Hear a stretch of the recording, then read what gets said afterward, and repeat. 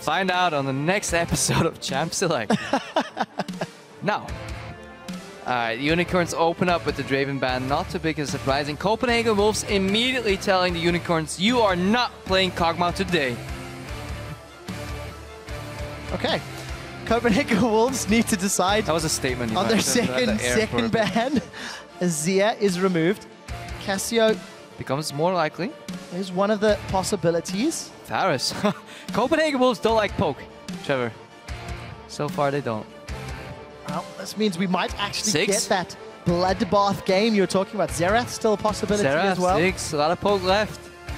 Wolves really don't like that. But importantly, LeBlanc up, Rek'Sai up, Gragas up. So all of these other picks, Urgot as well, which Freeze has run, and Ardax has one as well. Played rather. I like this reactionary ban because Kallista's out.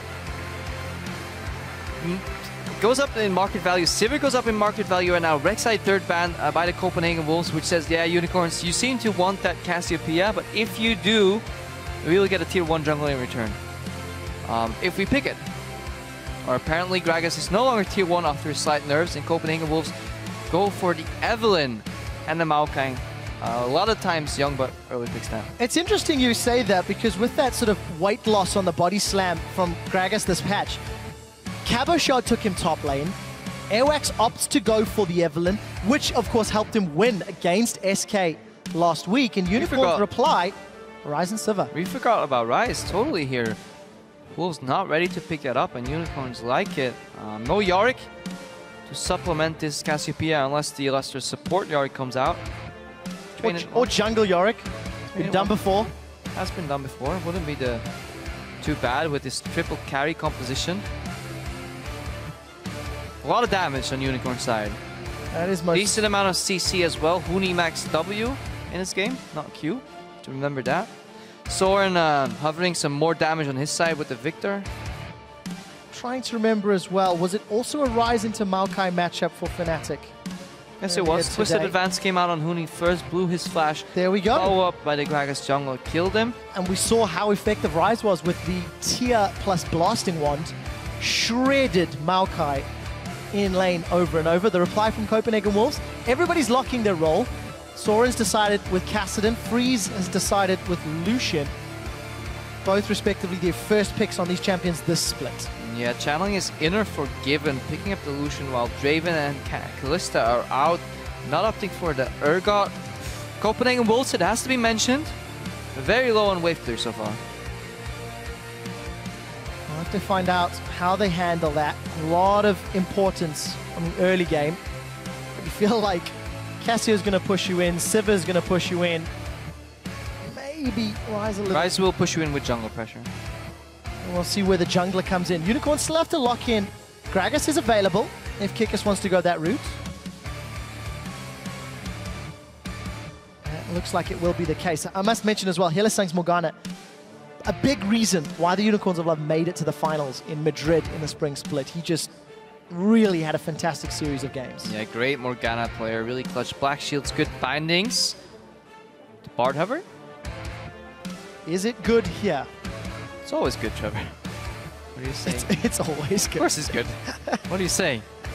Okay, why Bard would be fantastic if Sivir wasn't in the picture is because you have an immobile or low mobility, if you want to nitpick. Low mobility Cassio, low mobility Ryze to an extent that you can throw that Bard ulti on top of, close the gap and immediately blow them up.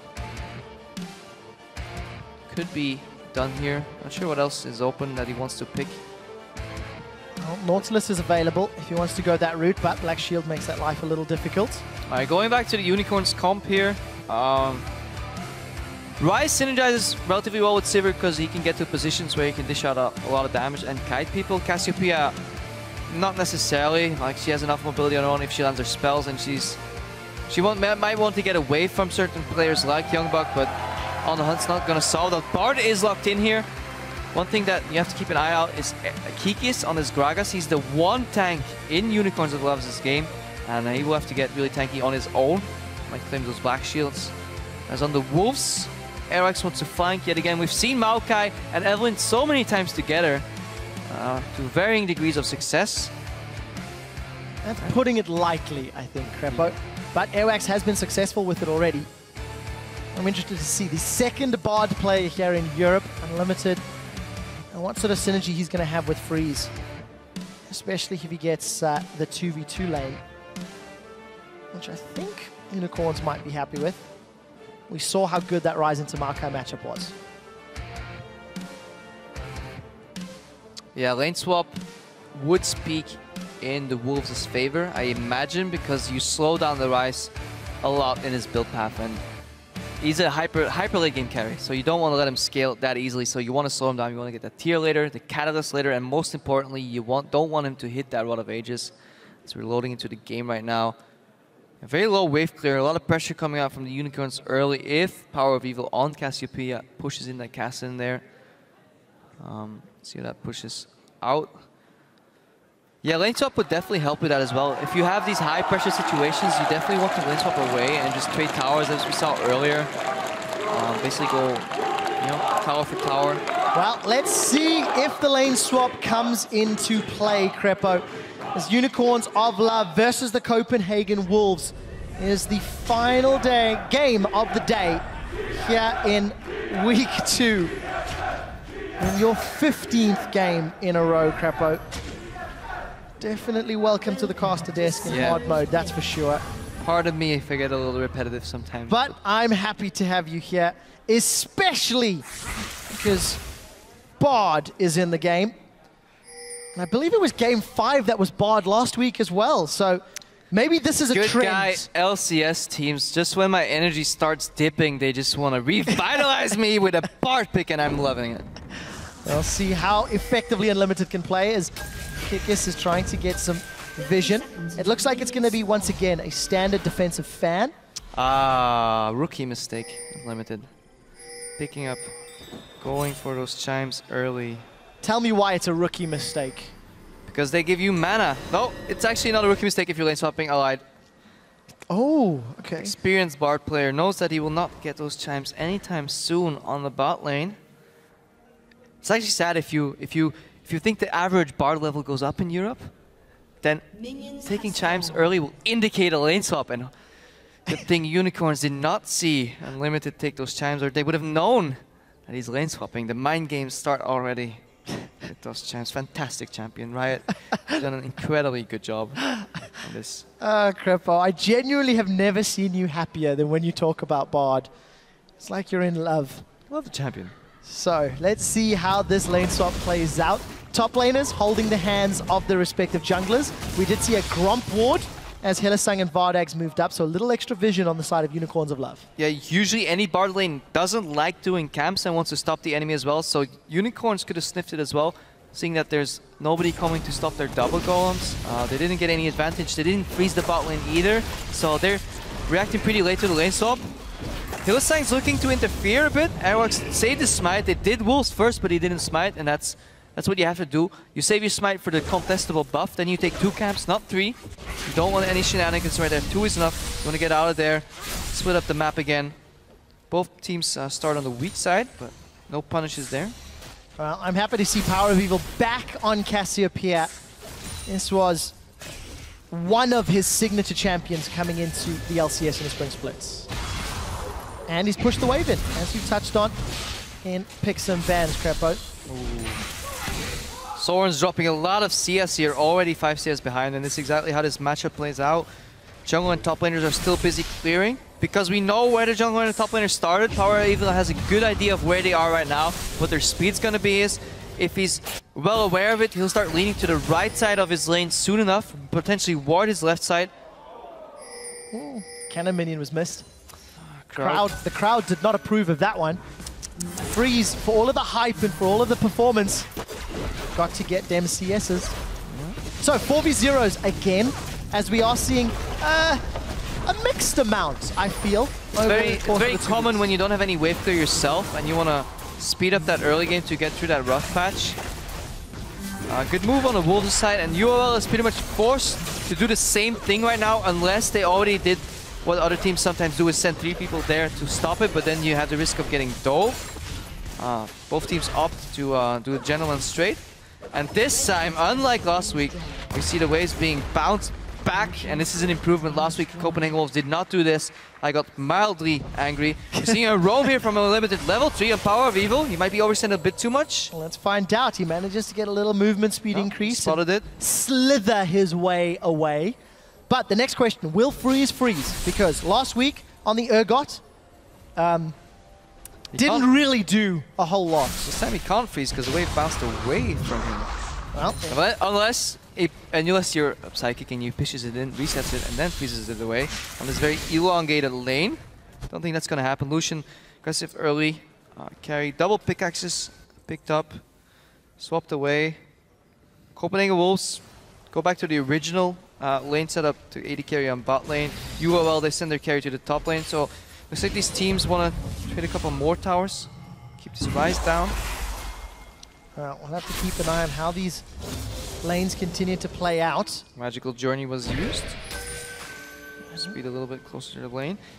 Now I like, as I said before, Bard into Rise because he's not that mobile. So if you connect the Q slow, Lucian can dash in, do some damage. However, Rise Morgana is not to be underestimated as a 2v2 pairing. If you can, back in the day where lane swaps were a lot more common with Rise, pairing your support with Rise is dangerous for the enemy team. You have a snare. Usually the supports in that metagame had a lot of CC. Gragas is coming in here as well, and we might see that bloodbath we were hoping for so much. Well, definitely what we're looking for. Unicorns of Love, remember, secured 1 kill and gave up 4 deaths before 15 minutes. Might get punished here. Let's take a look. Body slam does not connect, and you can see the 5-10 changes in action. Get fit with Gragas, definitely punishing him a little bit there. Lost, like you said, that weight on the body slam. The collision radius was reduced.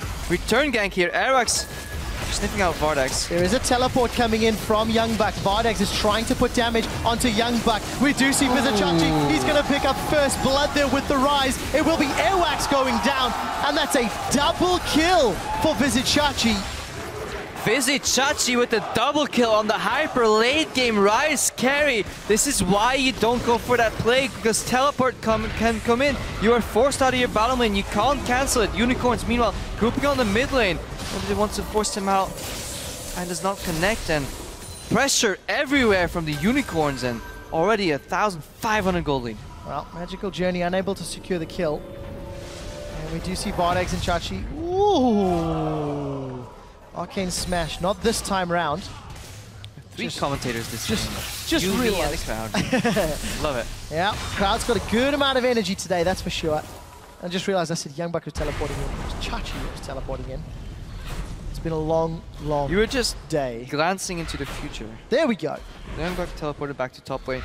Let's take a look at the CS there.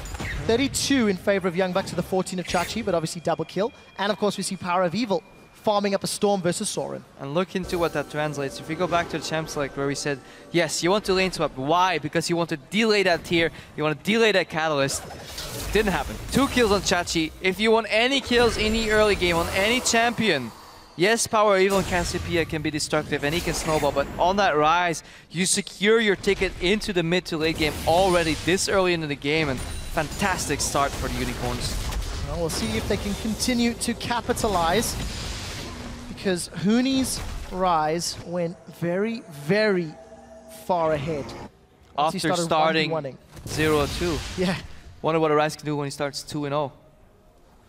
Find out on the next episode of LCS. Yes, exactly. Yes, visit See, Chachi. what Unicorns can do here is actually sacrifice a dragon and do a CLG-esque approach where they freeze the lane for their top laner, and it wouldn't actually be that bad because Rise, such good scaling. The lane is pushed in here, they can back off. I wonder if Chachi's gonna freeze that or not. All right, we'll check on that in just a second. Vardax and Hylissang, they were forced to back away. We saw Vardax pick up that very early Avarice Blade, so gonna slow down his first item spike, but speed up his second as he works his way towards the Shiv and IH. Copenhagen Wolves are 1,000 gold down. I would like this. To defend. If the Wolves want to fight. They want to fight 5v5 at the Dragon, something where they can use the fact that Chachi is not that mobile, doesn't have that much tankiness just yet, only 1 Ruby Crystal worth in all those items because he has a lot of mana. If I were to keep the top lane frozen and they wander around the Dragon, don't really commit 4 or 5v4 too much, but stall Copenhagen Wolves from starting it.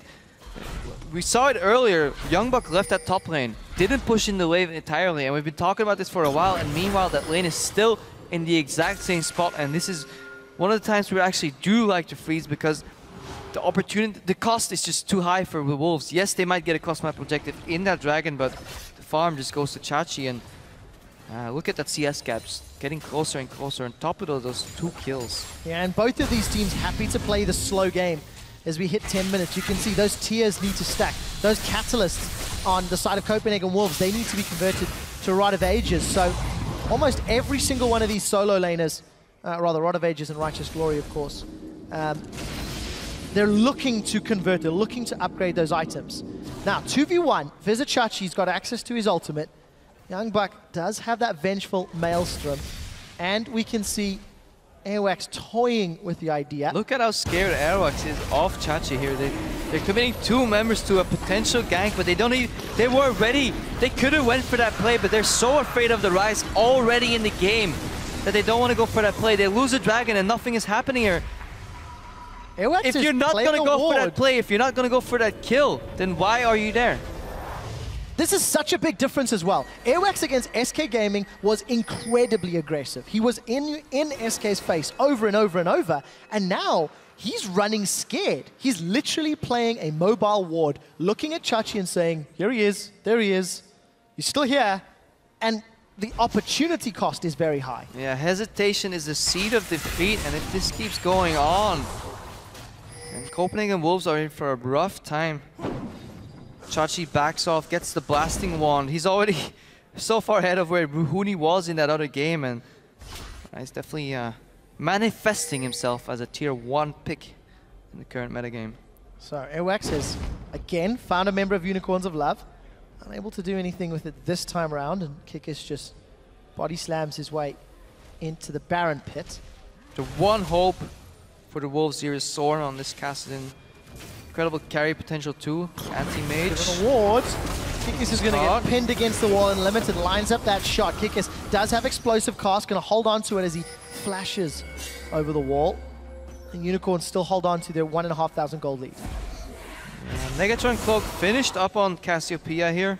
On Power of Evil, he wants to go for that Abyssal Scepter because he knows if there's any champion that's going to jump on you and get in range, it will be the Kassadin, and add a little extra magic damage allows you more time to dish out that continuous DPS on that Cassiopeia. You just want to stay alive long enough to get you burst, get your ulti stun off. Oh, I've seen this before. I know how this ends. Yeah. With a dead tree, Chachi continues to chase.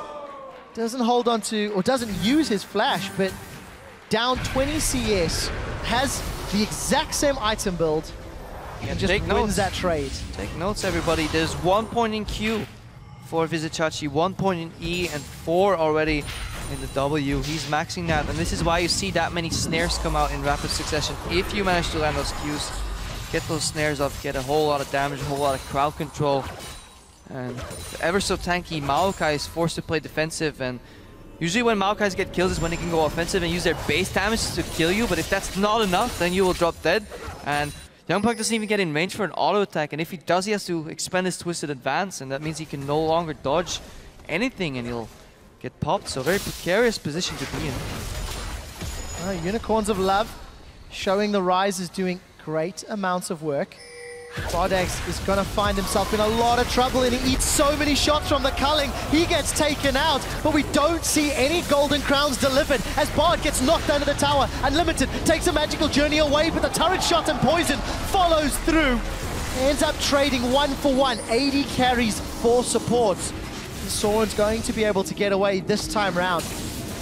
Vardex just running too close to a bush with not enough vision. While the Unicorns are ahead, they still have to be careful with face-checking brushes.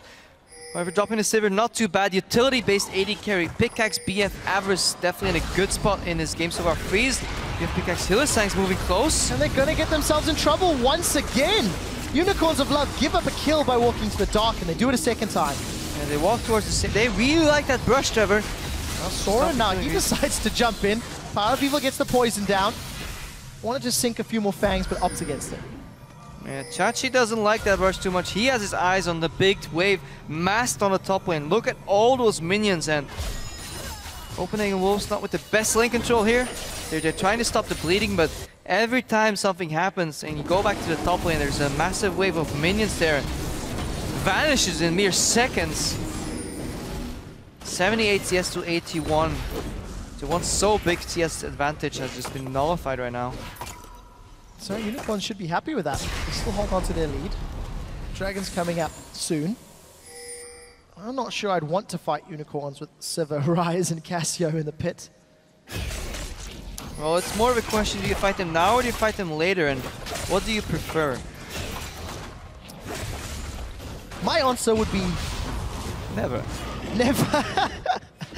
But obviously that's not an option if you want to try contest for the win here. Unicorn's going to secure their second tower. Quite uncontested, and there's that lack of wave clear from Copenhagen. They didn't have an option to defend because they had no wave clear to do so. Yeah, a lot of pressure coming out from the Wolves here. 1,000 gold ahead. We might see some action at the next Dragon. Soren has been farming well. 120 CS. Rodove just finished. Pretty nimble.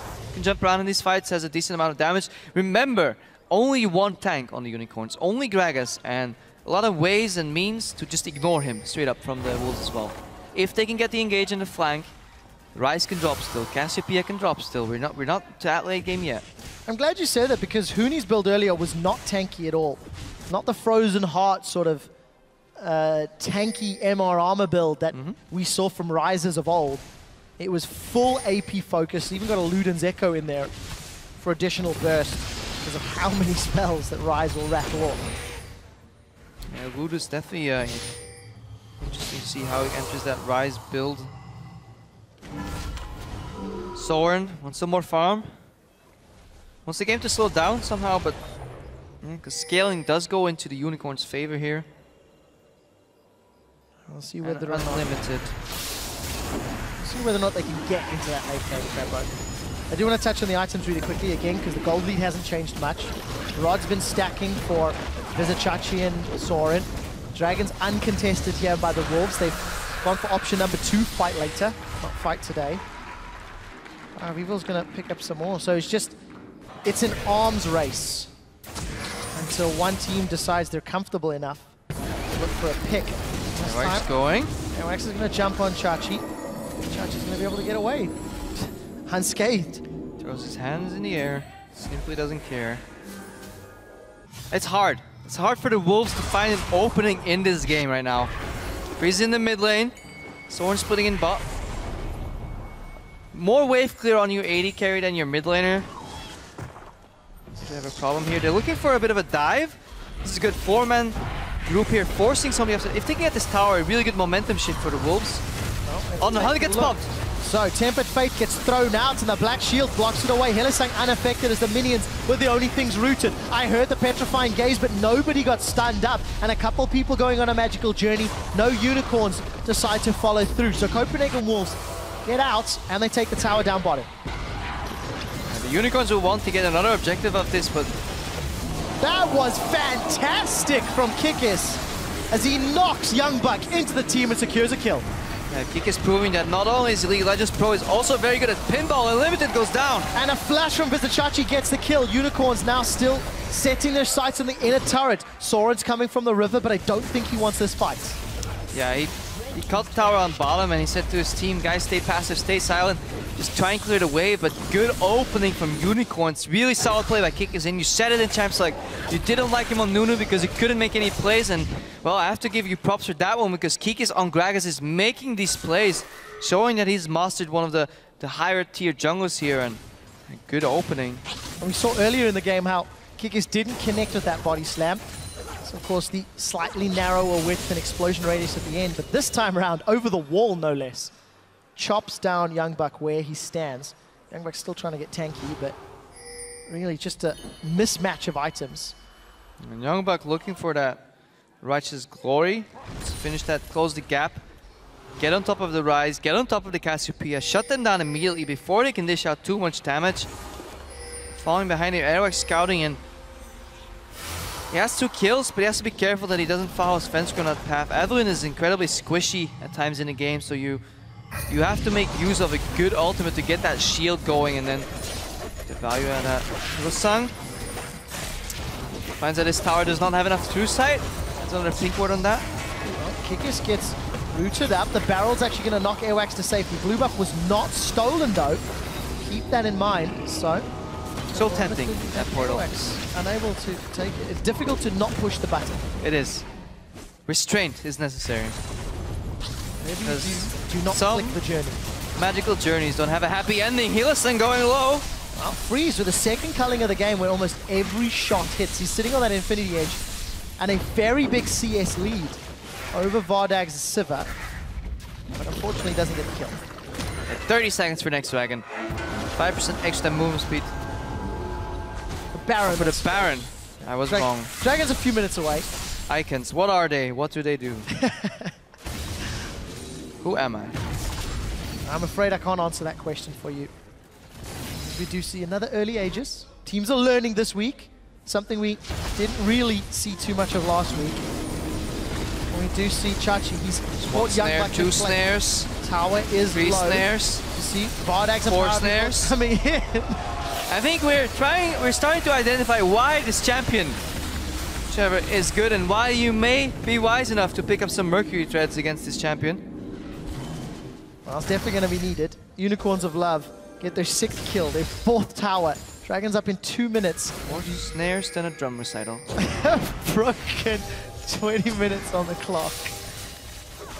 The Unicorns are making the Wolves dance to their beat. Soren jumps in for the team fight. Unlimited, can you save your teammates? Tempered Fate comes down and Vardags, I think spell shielded that one. Soren does not get away as Vardags gets one more auto attack. Big critical hit onto Airwax. The barrel throws him against the wall. Another barrel throws it down. Agony's Embrace will not keep him alive. And Vardags and Power of Evil get some more kills on the board. This is what we were expecting.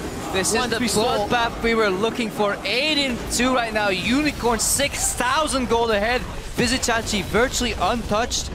And Power Evil, he doesn't even have to land the stun of Petrifying Gaze. He can just chase Evelyn down there, flashes aggressively, and towers going down, no wave clear. Things looking grim for the Wolves, and they're wondering, why did we leave Rise open? It's getting a whole lot more grim, because if you look at the itemization that's just been picked up, Archangels completed and instantly upgraded to Seraphs for Rise. Luden's Echo in the mid lane. Static Shiv and Vamscepter. Sork Shoes as well. Like, Unicorns of Love have just spent all of that gold lead. Efficiently as well. Really solid combat stat. Aegis finished 2 on Morgana. Everything works in unison. They're hitting quite decent power spikes in the mid game while they keep scaling for the late game at the same time. Wolves, they will need to make a pick a la Rocket earlier. Surprise the Unicorns with their decision. Find the pick somehow. Take one guy down, then take the next guy down. Keep resetting somehow. Prevent the Wolves or Unicorns from pinning them down, and Dragon, or Baron rather, is live at this point. Very quick Baron as well. Remember that Cassiopeia Rise. We throw somebody off guard. And a 3rd Dragon to boot. This one's actually the Dragon, not the Baron. Unicorns of Love can play any threat they want at this stage. They've got wave clear, they've got mobility, disengage, threat on Baron. It's just a matter of pick your way to win. Master of all trades, jack of none at this point for the Unicorns. Oh, when you're that far ahead, you don't really mind. 8,000 gold. That was a 1.5. That's a flash route. Soren is nowhere to be seen. If you can flash snare a Kassadin and take him down before it's time to jump out, things are getting pretty dire here. Unicorns, they want to snowball this game. They don't want to take it to the late game like we've been talking about. They want to end this game early. So let's see if they can get this inhibitor turret. 20 seconds left before Soren is able to spawn. Tempered Fate's available. It's going to lock up a few Unicorns of Blood, but it's simply not enough. Youngbuck gets knocked forward and everyone gets knocked away. A kill on the board here for Copenhagen Wolves goes to Unlimited before Youngbuck is dropped. That's a double kill for Power of Evil, and Unicorns turn their attention to the tower. Hylissang reclaiming his title of European Sniper with another fantastic bind on Airwax there. Open up the possibility to take that inhibitor. Good Bard ultimate from Unlimited, but it was too little, too late.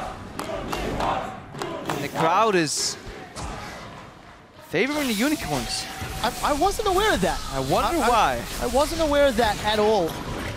Unicorns of Love, 11-3. They got super minions at 23 minutes. What a great position to be. Unfortunately, again, this is why Bard ultimate is good in theory, because you can keep some guys invulnerable, then take out the rest while the tower hits them, so you make the 5v4 fight or 5v2 potentially, but Vizichachi deals enough damage to go out. Shutdown goes on unlimited as well. And then this bind on Aerox just nailing the coffin right there. So good. And with the base cracked open, it's difficult to see how the Wolves are going to bounce back now. They've got to do so much to defend. And now I wonder, did the Wolves do the Unicorns a favor by banning Kog'Maw and Varus? Hard to see why not. Especially when you look at the pick ban and you think that, yes, Bard was the last pick, but we've seen multiple times Spell Shield and Black Shield preventing that Tempered Fate from doing anything. Yeah. It's very hard to do use that spell efficiently. This is why I think this lane swap... Oh, Young Buck is in so much trouble. The stun does connect, but he's got so many unicorns to cut him down. If you take the magical journeys, bring your buddies for the group discount, and then it might actually work out. Unlimited has to flash out here. You see him in trouble. Another magical journey. Unicorns deciding to follow suit. You get a journey, you get a journey. Everybody gets a journey. Cosmic Binding connects. Dark Binding does not, so Unlimited able to get away. But Unicorns now with the threat of Baron. It looks like they're going to stop. Let's see this DPS right here. Cassiopeia, good at Barons. Rise, fantastic at Barons. Watch that Baron drop down. Oh, by the time the Wolves get there, it'll be taken. Look at the super minions in the base as well. Temper Fate's down. Baron secured. Everyone take the journey. That's 1 and 2, and into the Raptor camp they go. Power of Evil 7-0-2 as he chops down Bard. And the super minions got a Nexus turret. Yeah, I'm a bit flabbergasted here, Trevor. Help me out. Not too much to analyze. I think these very graphic images speak for themselves at this point. Caution is advised when watching. Oh! Soren unable to make that Rift Walk work. Hylissang was chasing. We did actually see there was 0 Barons for Unicorns up until that very first one. However, that was just in the 2 previous games. Is Hylissang... Is he soloing Kassadin? Oh, the flash away. Soren's still alive. Hylissang's chasing. I believe. Hylissang doesn't connect with the Dark Binding, but unreal. Observers, go back to the real thing. Go back to what's important. Flash over the wall. Oh, Hylissang doesn't have flash. I think he would have used it. He would have got the kill if he did a flash, I believe.